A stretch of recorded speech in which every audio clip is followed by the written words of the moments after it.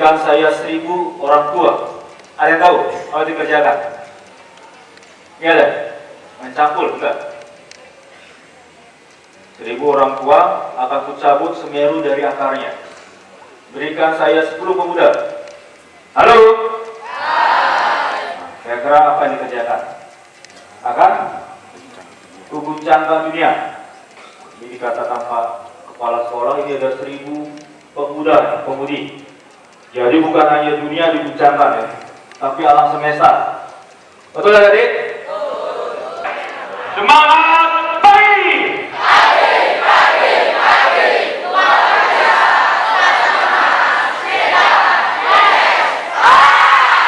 Tepuk tangan dulu.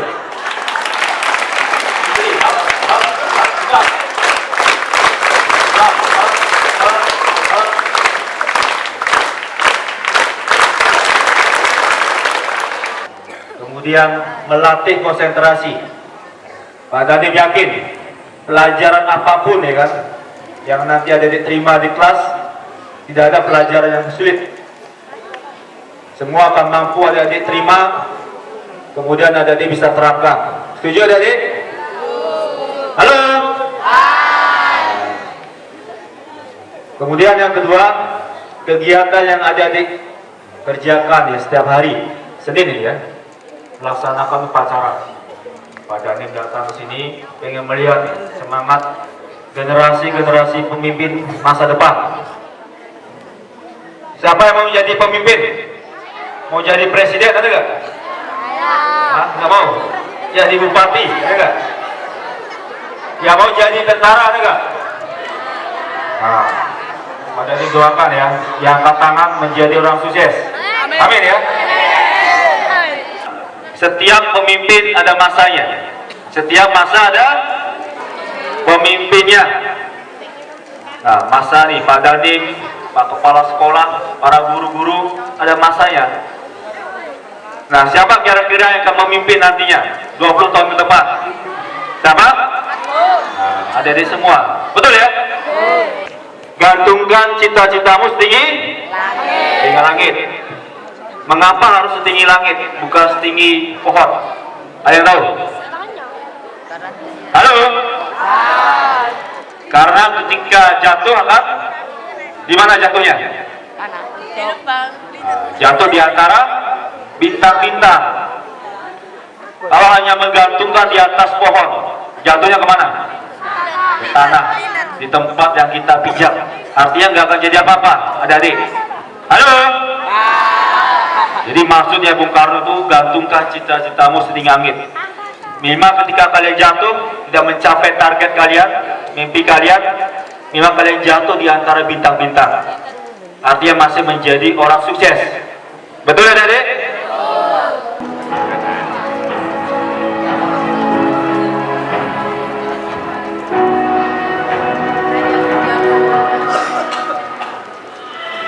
Dengan rahmat Tuhan yang Maha Kuasa, pada tanggal 17 Juli 2023, pria kelahiran Cialis, Kabupaten Buleleng, Provinsi Bali tersebut resmi menjabat Komandan Kodim 0812 Medan.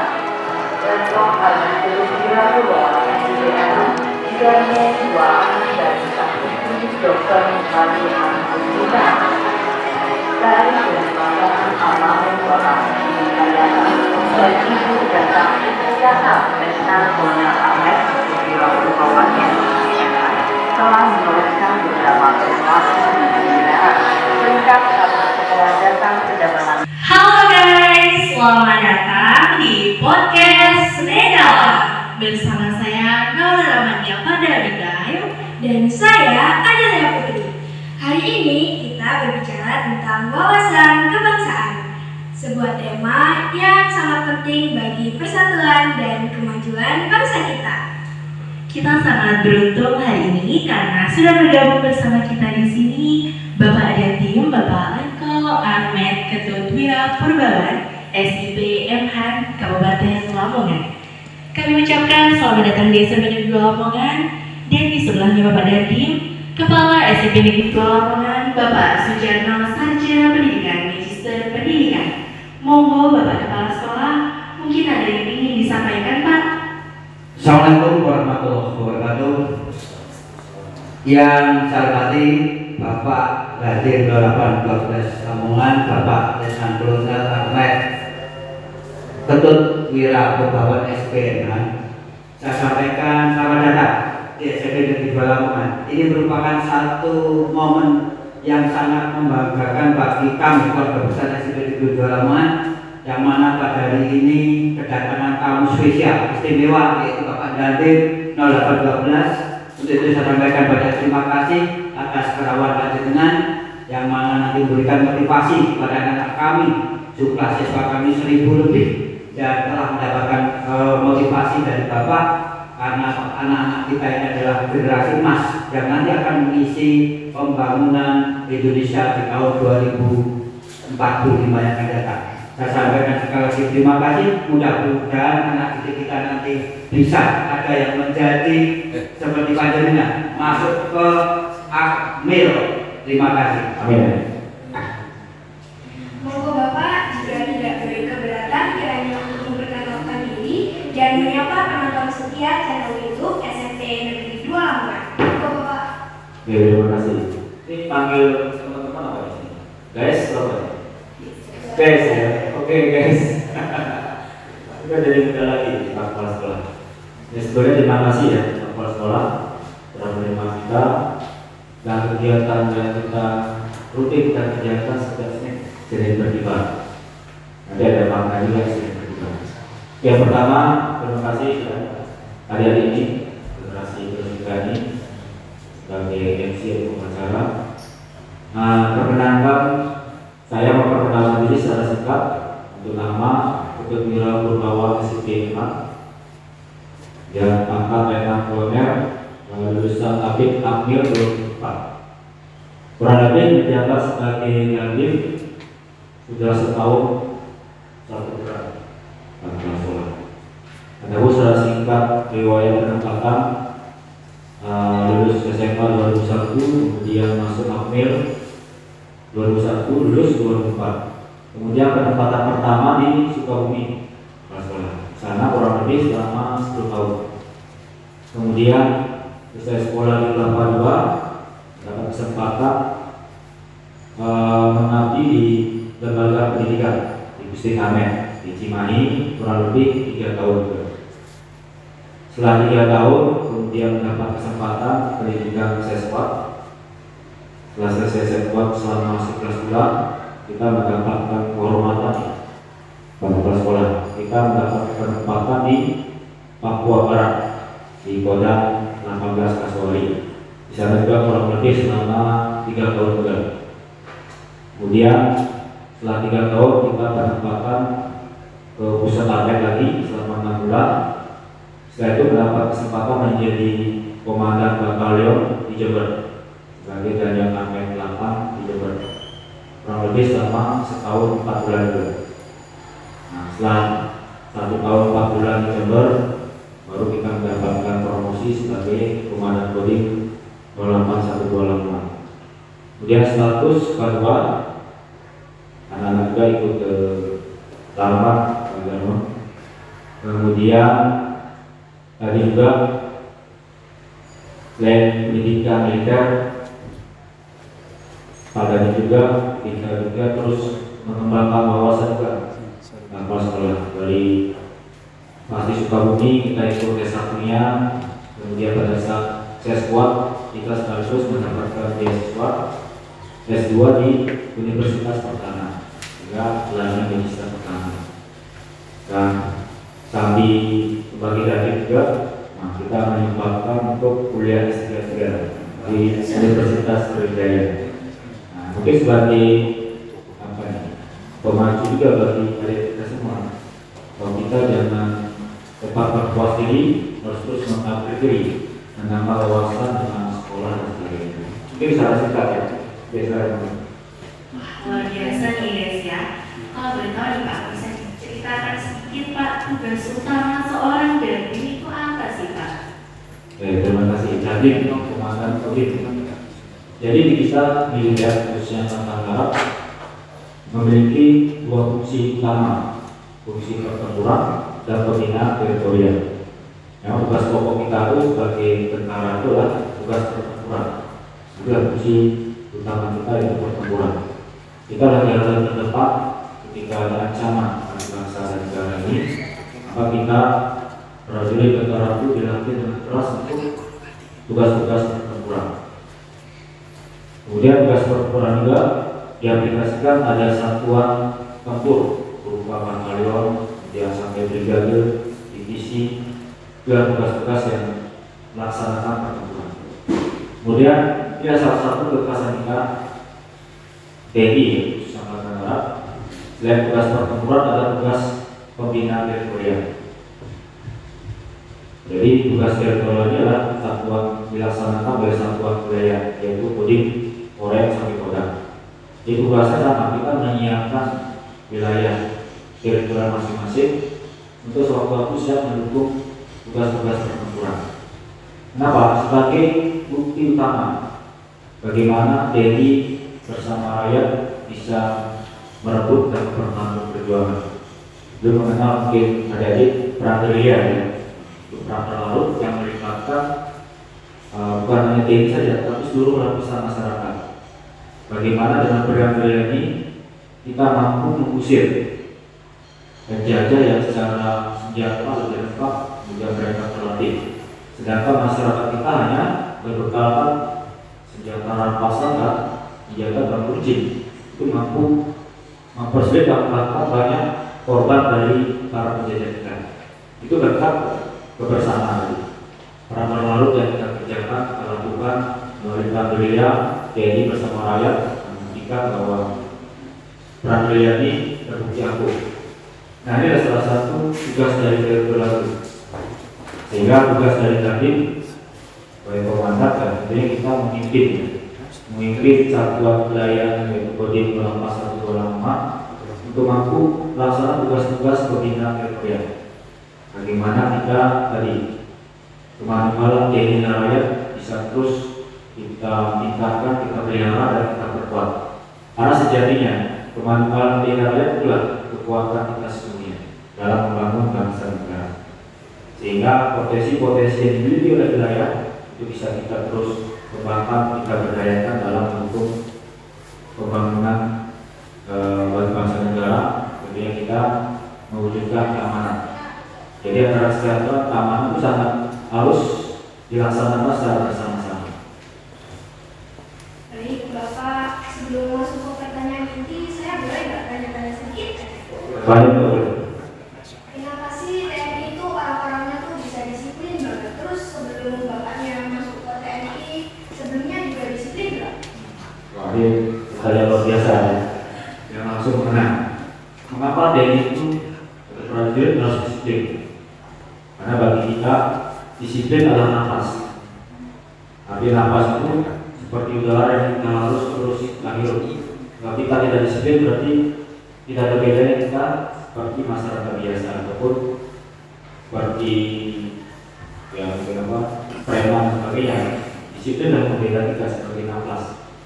Mengapa prajurit tentara itu dilatih disiplin? Karena bagi prajurit itu teknis waktu itu adalah benar, bukan teknis money. Teknis money itu punya pengusaha. Karena waktunya mencari uang terus. Bagi kita teknis waktu adalah benar. Ketika kita tidak mampu memanfaatkan waktu dengan baik, kita akan terpotong dan bilas dengan hasilnya. Karena tidak ada waktu yang bisa kita tarik mundur lagi. Ketika sudah lewat, waktu akan terbuang percuma. Sehingga ketika tadi kita harus terus bisa memilih waktu dengan baik. Contoh utama ketika aplikasi ketika perang, ketika kita tidak disiplin. Contoh kita untuk prajurit ketika selesai perang dia harus berada di titik A ada jam 10 karena di sana akan dijemput oleh heli, sedangkan musuh berada di sekelilingnya. Nah, ketika telat sedikit saja, apa yang terjadi? Pesawat akan ataupun heli yang dijemput akan berangkat. Jika terlambat dia akan masih tertinggal di sana, artinya dia akan menjadi korban. Sehingga dalam waktu itu harus ditepati dengan tepat sehingga akan mendukung tugas pokok kita dalam pertempuran. Kenapa? Karena kembali lagi prajurit tugas pokok adalah melaksanakan pertempuran. Yang ada dalam pertempuran adalah membunuh atau dibunuh. Sehingga itulah mengapa tentara atau prajurit harus disiplin agar bisa melaksanakan tugas dengan baik, tidak menjadi korban sia-sia. Dan ini terus menjadi suatu kebiasaan yang dilakukan oleh prajurit, karena dari latihan yang dilaksanakan dengan keras kemudian dilatih menjadi kebiasaan, itu yang menyebabkan menjadi disiplin yang dilakukan menjadi suatu habit kebiasaan. Sehingga moto itu mungkin bisa diterapkan juga di sekolah yang disiplin adalah nafas kita. Nah, kebetulan saya juga mau tanya nih Pak, mengapa pelajar seperti kita itu sulit untuk disiplin, khususnya sewaktu mengikuti upacara di sekolah? Dan boleh dikasih tips untuk kita nih Pak, untuk selalu disiplin? Ya, saya juga menjawab tadi ya, apakah dulu badannya juga sudah disiplin? Jadi sama juga ya, mungkin ada juga kita tidak bisa membuat menyamakan kita dengan adik-adik kita. Sama juga waktu badan masih SD, SMP, SMA juga, ya, kadang sering juga terlambat. Sudah berusaha menepati waktu, tapi masih terkendala juga tidak bisa tepat waktu. Memang masanya ada di ini, SD, SMP, SMA, itulah masa-masa muda yang sedang mencari jati diri. Betul ya Mas? Sedang mencari jati diri, usahakan kebebasan yang harus juga dimiliki setiap muda, tapi juga harus kontrol. Nah, kenapa dia adik-adik yang kita juga pada masa muda belum bisa disiplin? Karena tadi kita sedang mencari jati diri kita, kemudian sedang berusaha nih, kita mau jadi apa ke depannya, sehingga ada yang kita bisa menepati waktu dan sebagainya, sehingga tidak terkontrol dengan baik emosinya. Ini bicara tentang emosi ya di dalam diri. Nah, bagaimana tipsnya agar bisa melaksanakan disiplin tadi? Yang paling pertama tentunya kita harus bisa mengalahkan diri kita. Jadi ada yang juga sama, menjadi pemimpin juga, yang pemimpin bagi diri kita masing-masing. Semuanya harus dimulai dari diri kita masing-masing. Mungkin mengenal istilah Samuel Smiles. Dari pikiran itu apa muncul tindakan, dari tindakan akan muncul perkataan. Kemudian dari perkataan yang kurang kali akan muncul menjadi kebiasaan, habit. Dan kebiasaan itu akan menjadi karakter kita. Nah, karakter yang akan membentuk nasib kita nantinya. Sehingga salah satu tipsnya bagaimana kita mengendalikan diri kita, mengendalikan pikiran kita. Kita harus melawan rasa malas, kita harus melawan rasa capek lelah tadi. Untuk apa tadi? Menunjukkan disiplin. Sehingga apabila itu sering atau menjadi kebiasaan kita kerjakan tiap hari, bangun pagi tiap hari. Tapi sama semua, pada juga sama. Ketika bangun pagi pasti akan sangat susah. Kenapa? Karena kita sudah terbiasa dari persona nyaman, itu kan enak ya, nyaman. Bangun pagi itu susah. Pada itu sudah biasa. Biasa bangun jam 4 ya, walaupun tanpa alarm. Awalnya harus pakai alarm, kita harus memaksa diri kita, mengalahkan rasa malas kita untuk bisa bangun tepat waktu. Nah, ketika dilaksanakan setiap hari rutin, itu akan menjadi kebiasaan kita. Contohlah seperti makan. Kalau adik-adik tidak makan, apa yang dirasakan? Parah. Karena apa? Karena makan itu sudah menjadi kebiasaan dan menjadi kebutuhan. Ketika kebutuhan tidak terpenuhi, akan terjadi tadi lapar atau ada sesuatu yang hilang. Nah, bisa besar buat adik juga. Bagaimana tadi itu membentuk kebiasaan tadi. Kebiasaan akan menjadi karakter, ya, menjadi disiplin, menjadi kapasitas. Sehingga tipsnya itu kalahkan rasa malas kita, rasa ngantuk, rasa lapar kita, keluar dari zona nyaman. Contoh kecil, bangun pagi, kalahkan rasa malas, bangun, nah, lawan ya. Kalau masih tidur aja kan terlelap lagi, bangun dulu kan, pasti akan masih muncul rasa malas. Awal-awal dari kebiasaan itu, asal lo udah tidur ya kan. Mungkin apa kalau bisa bicara dia akan susah ya. Sini itu salah satunya ada rasa malas dan tidak ngantuk. Dan biasa itu buat jadwal di habit, jadi biasa membentuk karakter disiplin. Wah, menarik banget ya. Baik Pak, kita langsung masuk ke pertanyaan ini aja ya. Soalnya pasti banyak banget yang bakal kita tanya-tanyain ini. Oke Pak, menurut Bapak, apakah generasi muda seperti kita sudah melek tentang wawasan kebangsaan kita? Kalau masalah melek ya, itu kembali tergantung pada pribadi masing-masing. Tapi dengan perkembangan teknologi saat ini yang sedemikian berlanjut sangat cepat, ini berpotensi terjadi wawasan kebangsaan yang tidak bisa diaplikasikan oleh generasi muda kita. Saya terjadi fakta di lapangan. Banyak dari siswa belajar yang bolos, ya, kemudian perilaku yang tidak baik, tawuran, kemudian terjadi bully, perundungan sebagainya. Itu menunjukkan salah satu karakter yang belum menunjukkan kecintaan kepada bangsa negara ini. Dan ini sangat menjadi suatu alarm bagi kita semua.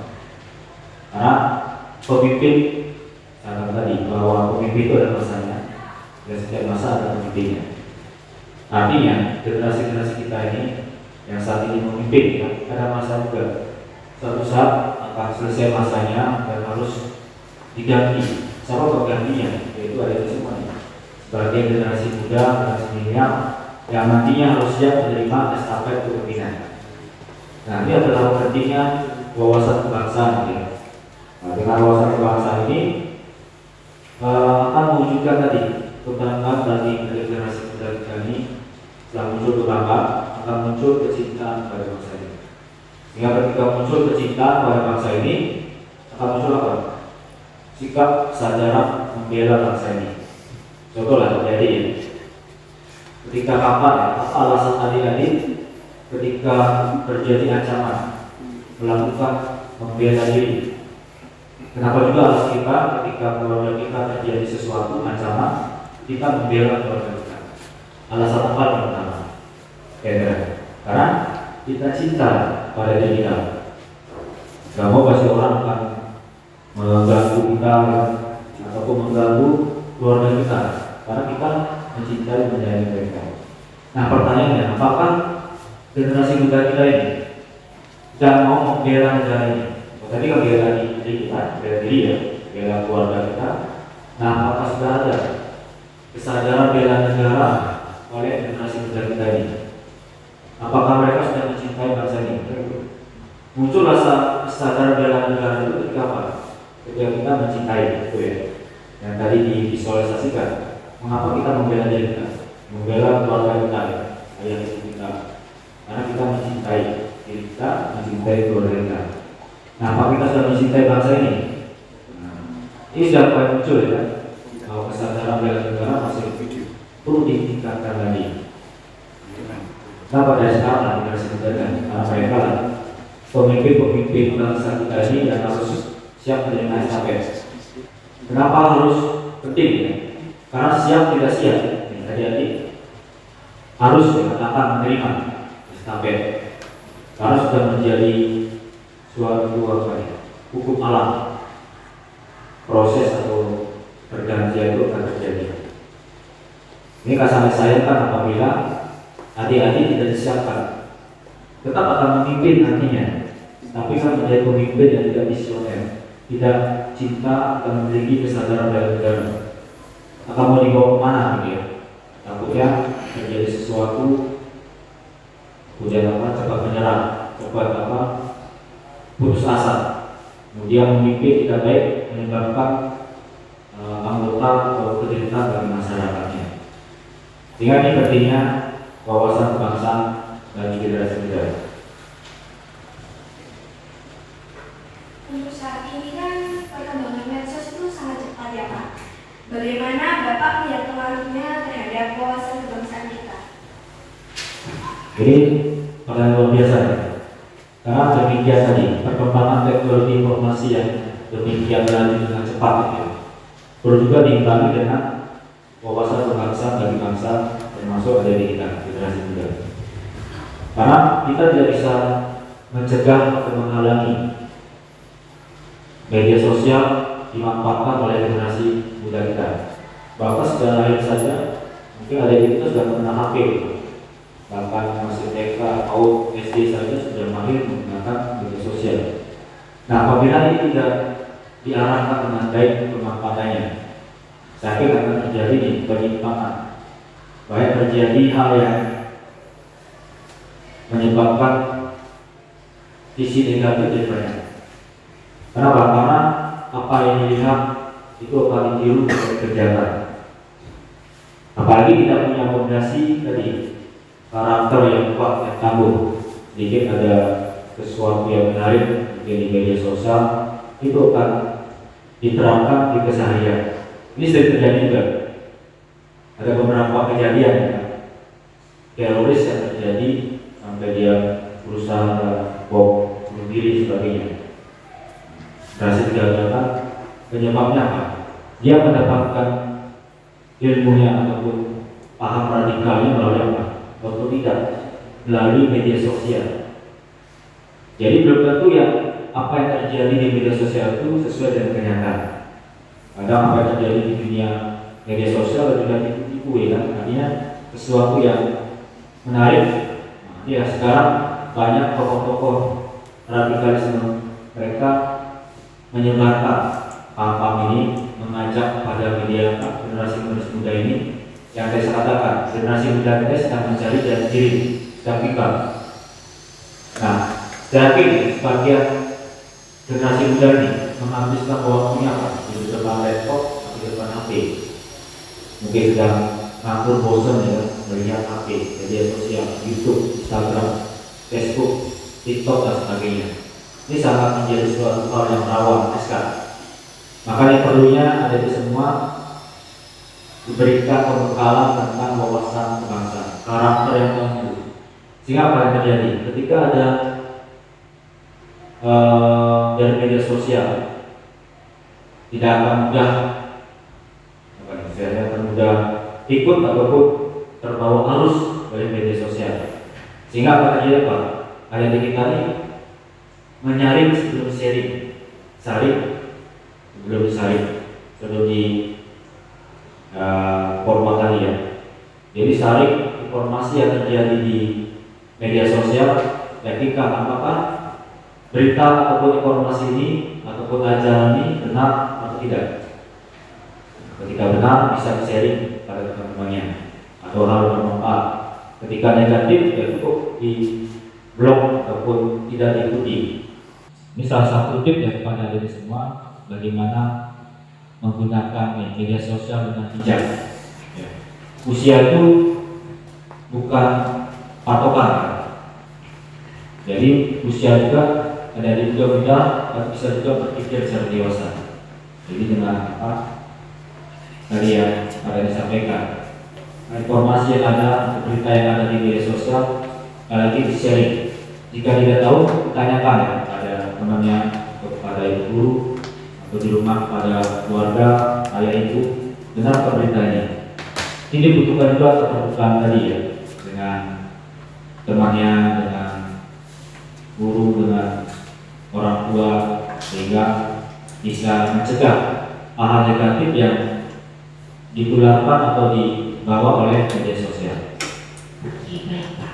Pak, ada beberapa pertanyaan dari teman-teman saya Pak. Apa yang harus kami persiapkan jika kami ingin menjadi TNI ini Pak? Oke, terima kasih. Ini bagus ya. Jadi promosi Pak. Ini sahabat ini mungkin menjadi prajurit atau tentara itu salah satu sarana juga untuk upaya bela negara. Karena bagi TNI prajurit NKRI dan termati. Bagaimana kita sampai mau mengorbankan jiwa kita ketika negara kita mendapatkan ancaman perang menjadi garda terdepan. Sehingga nih adik-adik yang berminat menjadi prajurit, menjadi kesatria, karena prajurit yang ini masuk asal kesatria bersekolah. Jadi suatu hal yang tentunya memiliki gratis ya kan, untuk menjadi prajurit. Nah itulah yang disiapkan ya, tentunya yang dikatakan Sun Tzu, kenali dirimu, kenali musuhmu, kenali dirimu, maka beriku pertempuran akan kamu menangkan. Saya ulang lagi ya, sampai ke Sun Tzu. Kenali musuhmu, kenali dirimu, maka beriku pertempuran akan kamu menangkan. Nah ini pun berlaku sama. Ketika kita melaksanakan suatu tes atau seleksi, sama seperti menjadi prajurit, TNI, polisian, atau sekolah-sekolah kedinasan. Kenali juga nih, kenali dulu apa yang diseleksi, yang dites. Guys, jasmani ya, fisik, kesehatan, psikologi, akademi ya, kemudian agama dan sebagainya. Itu semua dites. Sehingga ketika ada sudah mengetahui nih tesnya apa atau seleksinya, siapkan. Cek diri kita, dari kesehatan kita sudah sehat atau belum. Yang mengetahui kesehatan adalah diri kita, kemudian dokter. Kalau diri kita merasa sehat, belum tentu bagian dalam kita sehat juga.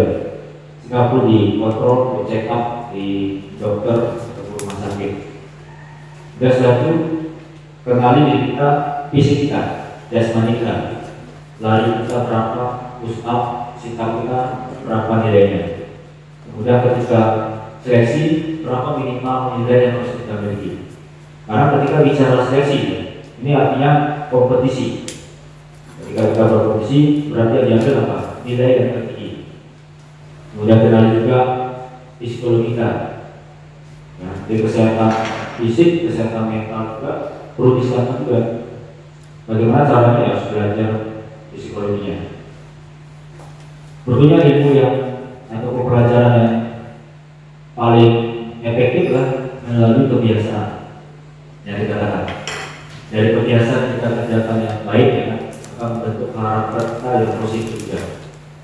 Ya, adik-adik ya, yang berminat tadi mulai dari sekarang ya, yang saya katakan tadi, adik-adik dan generasi emas ya, tahun 2045 menjadi pemimpin masa depan nanti ya, pemimpin generasi emas harus disiapkan dari sekarang. Ibarat apa yang kita tanam itu kita tuai. Ya, apa yang nanti ada di tangan sekarang kan, nanti kan tuainya 20 tahun ke depan. Jika apabila ingin suatu hasil yang baik ya, suatu bibitnya yang baik, maka harus ditanam hal yang baik dari sekarang. Yaitu habit kebiasaan yang baik tadi ya, disiplin tadi, bangun pagi, kemudian sholat, terus rutin olahraga. Karena olahraga secara rutin itu akan bisa menjaga fisik kita, menjaga kesehatan kita. Itu akan semakin lurus. Kemudian dari berbakti kepada orang tua, kepada guru, kemudian kepada teman juga yang hindari perundungan dan bully dan sebagainya, karena mereka memang saudara kita juga. Kemudian jauhi hal negatif, ya, narkoba, miras, pergaulan bebas, ya, tawuran dan sebagainya. Ya, jadi kerjakan hal positif, jadikan habit kebiasaan. Karena kebiasaan akan membentuk karakter kalian, karakter akan membentuk nasib kalian. Gitu. Berarti yang disiapkan akademis harus disiapkan non akademis itu kesehatan fisik dan karakter yang sama itu Pak. Kemudian itu. Wah, keren. Ingat ya teman-teman, tips dari Bapak Dani tadi. Oke, baik Pak. Kita sudah sampai di pertanyaan terakhir. Apa harapan Bapak untuk siswa sekolah dalam mendukung dan memperkuat wawasan kebangsaan? Intinya harapan kita, jadi semua bisa menjadi generasi emas nanti, menjadi pelajar juara. Juara apa? Jadi juara itu cuma satu. Jadi sebelum menjadi juara sekolah ya, menjadi juara di pribadi masing-masing. Ya, tadi kendalikan diri kita masing-masing. Kemudian tadi lakukan hal baik sehingga akan membentuk karakter kalian. Kemudian juara juga ada kebanyakan. Jadi pelajar juara, dia-nya harus jujur, kemudian punya bulat, A-nya aktif, R-nya religius, A-nya negatif. Ya, jadi ada itu jadi pelajar juara yang jujur, itulah karakter sebagai kita. Yang dikatakan oleh mungkin kenapa almarhum Kasino ya. bahwa bangsa kita ini tidak kekurangan orang pintar, tapi kekurangan orang jujur kan? Karakter. Saya dikatakan mau kata lagi. Kalau orang cakap itu bisa dilatih dengan keahlian, belajar. Kalau kurang jujur itu kan tidak bisa ditolerir. Anak bisa menjadi karakter. Kenapa? Karena ketika kita sekali bohong, dia akan berturut-turut bohong. Kenapa? Sekali bohong, dia akan menutupi kebohongan dengan kebohongan yang lain. Makanya ada dia harus menjadi berkarakter jujur ya. Jadi dari awal katakan apa, biasakan untuk berkarakter jujur tadi. Kemudian bulat, ya. Yaitu bulat itu adalah karakter pantang menyerah juga. Artinya ketika kita jatuh, bangun, gagal, bangkit lagi. Ini saya katakan, penemu laku saya tadi, Thomas Alva Edison. Beliau itu sampai 1000 kali mencoba. Coba kalau sekali mencoba, langsung menyerah, gagal menyerah. Masih kita tidak akan bisa menikmati pertanian yang mana. Karena itu ada berarti tadi karakter yang kurang tadi ya, pantang menyerah. Terus gagal, bangkit lagi. Tidak ada pantang menyerah sebelum kalian mewujudkan mimpi kalian masing-masing. Kemudian akhirnya aneh ya, aktif, juara, aneh aktif. Jadi ada itu harus aktif tadi. Sekolah kita mengenal CBSA itu, dalam belajar sesuatu.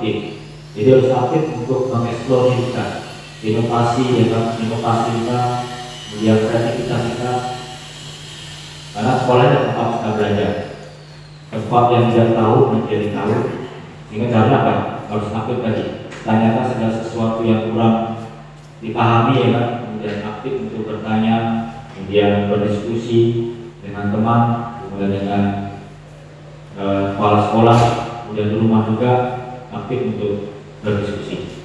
Kemudian akhirnya belajar yang religius, kita juga keimanan dan takwa dan juga rasa bersyukur kita. Jadi harus ditingkatkan juga karena ketika pintar tanpa didasari oleh ketakwaan yang tinggi dan agama itu tidak akan bermanfaat.